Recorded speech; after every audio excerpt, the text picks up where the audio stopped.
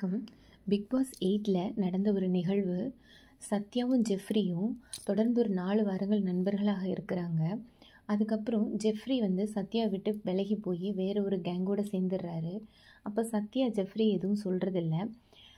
இதை பார்த்துக்கிட்டு இருக்கிற சக போட்டியாளர் சத்யாவை ரொம்ப தரக்குறைவாகவும் இழிவாகவும் நக்கலாகவும் பேசுகிறாங்க. அதை கேட்டுட்டும் சத்யா அவங்கள எதுவுமே பேசலை, பொறுமையாக சிரிச்சுட்டே போயிடுறாரு.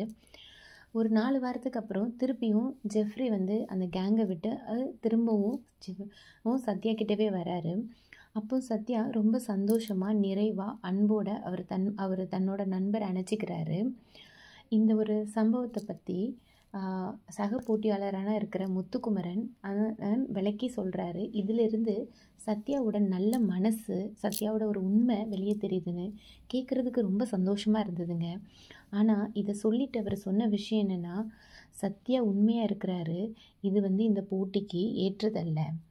சத்யா உண்மையாக நேர்த்தியாக இருந்ததுனால இந்த போட்டியில் தொடர முடியாது. சத்யா ஜெஃப்ரி வரும்போது எதிர்த்து சண்டை போட்டிருக்கணும், சண்டை போட்டால் மட்டும்தான் இந்த நிகழ்ச்சியில் தொடர முடியும் அப்படிங்கிற ஒரு மெசேஜை அங்கே பதிவு பண்ணுறாருங்க. அதுக்கு ஏற்ற மாதிரியே பாருங்கள், இந்த வாரம் சத்யா எலிமினேட் ஆகி வெளியே போயிட்டாருங்க. அப்போ ஒரு நிகழ்ச்சியில், ஒரு விளையாட்டில் உண்மையாக நேர்மையாக பொறுமையாக அமைதியாக இருக்கிறவங்க ஜெயிக்க முடியாதா? சண்டை போடுறவங்க, கத்துறவங்க, அவங்க மட்டும்தான் ஜெயிக்க முடியுமா?